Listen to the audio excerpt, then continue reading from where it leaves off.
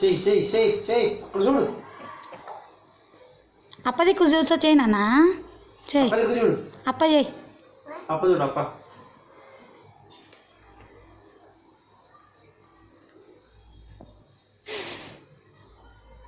చూడు అప్ప ఏది అయింది. అప్ప ఏది చూడు. ఓకేనా?